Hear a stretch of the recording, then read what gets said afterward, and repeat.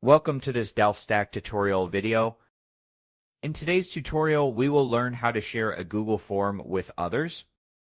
To share your form, open Google Forms and make sure your form is published. Click on the Copy Responder link icon, then click on Copy.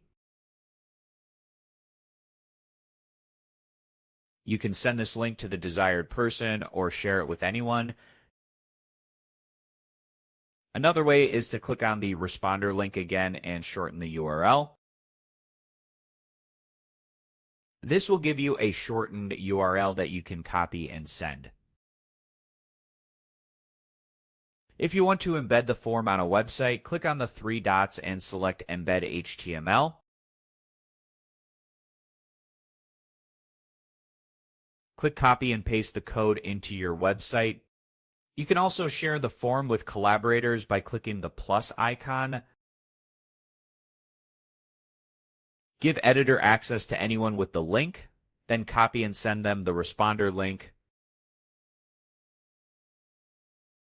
This allows others to edit the form with you. Thanks for watching, and don't forget to check out the next DelfStack tutorial videos.